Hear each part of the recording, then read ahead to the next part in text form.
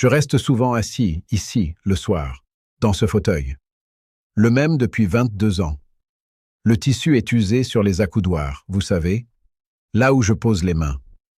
On voit presque la mousse en dessous. Ma femme voulait le changer. Je lui ai dit non. Je ne saurais pas vous expliquer pourquoi, exactement. Peut-être qu'on s'attache aux choses qui ont vu passer le temps avec nous. Il y a une légère odeur de café dans cette pièce. Il doit en rester un fond dans la cuisine.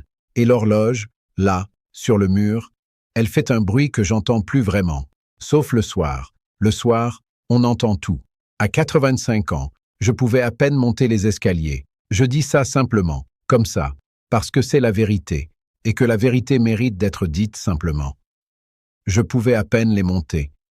Et pendant longtemps, je pensais que c'était normal, que c'était comme ça que ça devait finir, que le corps, un jour, décide de rendre les armes, et qu'on n'a plus qu'à accepter. Je me souviens très bien d'un soir en particulier. C'était un soir ordinaire, aucune raison particulière de s'en souvenir, et pourtant. Je montais les escaliers pour aller me coucher. Je les avais montés des milliers de fois, des milliers. Et là, à mi-chemin, je me suis arrêté. Pas parce que j'avais décidé de m'arrêter, parce que mon corps avait décidé à ma place. Je me suis assis sur une marche, comme si c'était un banc. Et j'ai attendu que ça passe. Ce qui m'a frappé, ce n'est pas l'essoufflement. Ce qui m'a frappé, c'est que je n'ai pas été surpris. J'avais l'habitude, voilà le mot. J'avais pris l'habitude de renoncer. Pas d'un coup. Non, ce n'est jamais d'un coup. C'est comme l'usure de ce fauteuil.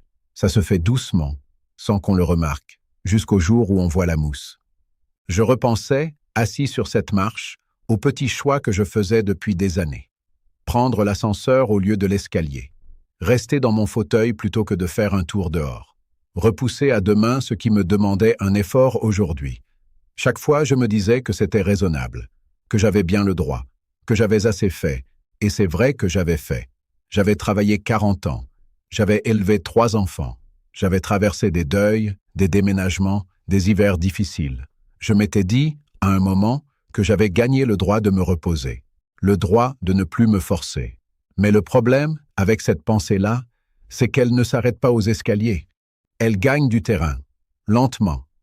Comme l'eau qui s'infiltre dans les murs, vous ne la voyez pas entrer, mais un jour le plâtre se défait. J'ai perdu de la force, oui, mais j'ai perdu autre chose aussi. J'ai perdu l'habitude de décider, l'habitude de me lever le matin en me disant « Aujourd'hui, je choisis quelque chose, même une petite chose, même une seule marche. » Je regardais mes mains assis sur cette marche, des mains qui avaient porté des caisses, construit des étagères, tenu des enfants, des mains calleuses, fatiguées, abîmées. Et je me demandais depuis quand je ne leur avais plus rien demandé. Ce n'est pas l'âge qui m'avait affaibli comme ça, c'est l'accumulation. Des années de petits renoncements empilés les uns sur les autres, aussi tranquillement que des feuilles mortes en automne. Vous ne les voyez pas tomber une à une, mais un matin, il y en a une couche épaisse sous vos pieds et vous ne savez plus très bien comment vous en êtes arrivé là. J'ai pensé à ça longtemps, sur cette marche. Et puis j'ai pensé à autre chose. Une pensée plus difficile. Celle-là, je ne l'avais pas vue venir. Je me suis demandé combien d'autres choses dans ma vie avaient suivi ce même chemin. Pas seulement les escaliers, pas seulement le corps, mais les conversations que j'avais remises à plus tard. Les gens à qui j'aurais dû dire certaines choses et à qui je ne les avais pas dites parce que c'était plus simple de se taire. Les matins où j'aurais pu être pleinement là et où je n'étais qu'à moitié présent, perdu dans mes habitudes, dans mon pilote automatique. Ce soir-là, je suis resté longtemps assis sur cette marche. L'horloge dans l'entrée faisait son bruit. La maison était silencieuse. Et moi, pour la première fois depuis longtemps, je ne savais plus très bien qui avait été aux commandes de ma propre vie. Je ne sais pas combien de temps je suis resté assis sur cette marche. Le temps passe différemment quand on ne cherche plus à le rattraper. Il y avait juste le silence, et cette horloge dans l'entrée, et les mains posées sur mes genoux. Et puis j'ai eu une pensée très simple. Pas une révélation, pas un grand discours intérieur. Juste une pensée, petite et claire, comme une flamme qu'on protège du vent. Si tu restes assis là, tu seras encore assis là demain. C'est tout. Rien de plus élaboré que ça. Mais parfois les vérités les plus simples sont celles qui font le plus mal, parce qu'on ne peut pas leur répondre. On ne peut pas argumenter contre elles. On ne peut que les accepter ou détourner les yeux. J'aurais pu détourner les yeux. À 85 ans, on a toutes les excuses du monde pour détourner les yeux. L'âge en est une belle. La fatigue en est une autre. Les genoux, le dos, les années, on a l'embarras du choix. Mais ce soir-là, je n'ai pas détourné les yeux. Je me suis levé de cette marche, lentement, en m'appuyant sur la rampe avec les deux mains, et j'ai continué de monter. Une marche, puis une autre, puis encore une. L'essoufflement était là, il ne disparaît pas par miracle. Mais j'ai continué quand même, et quand je suis arrivé en haut, je ne me suis pas félicité.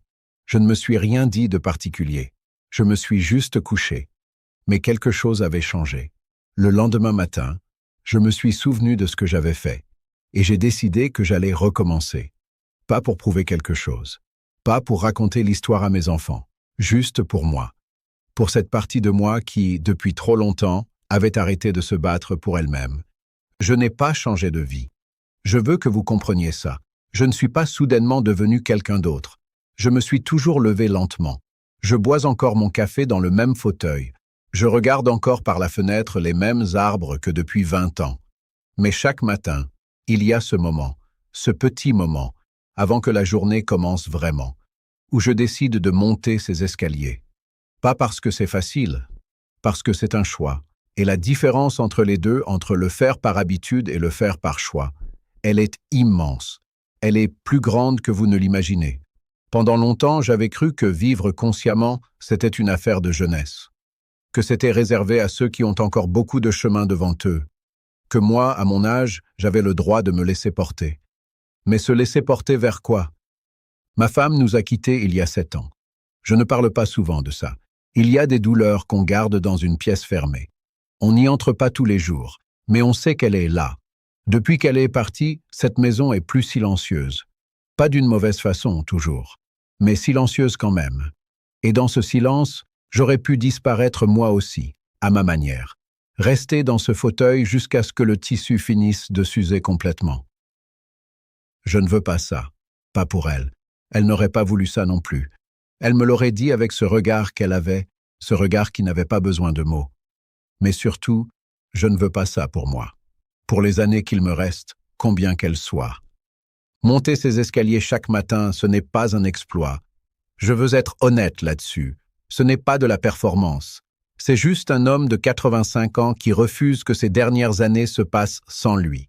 Qui refuse de regarder le temps défiler depuis ce fauteuil comme on regarde la pluie par une fenêtre, sans y toucher, sans en faire partie. Chaque marche que je monte, c'est une façon de dire « je suis encore là ». Je décide encore. Pas de grandes choses, peut-être, mais quelque chose. Certains soirs, je reste encore assis ici, à me demander combien de temps j'avais laissé passer sans vraiment le tenir. Combien de matins j'avais traversé en mode automatique. Combien de conversations j'aurais pu avoir. Combien de présences j'aurais pu offrir. À mes enfants, à ma femme, à moi-même. Si j'avais compris plus tôt que vivre consciemment, ça ne prend pas beaucoup de place. Ça prend juste une décision, petite, répétée, chaque jour. L'horloge fait son bruit sur le mur. Il doit rester un fond de café dans la cuisine.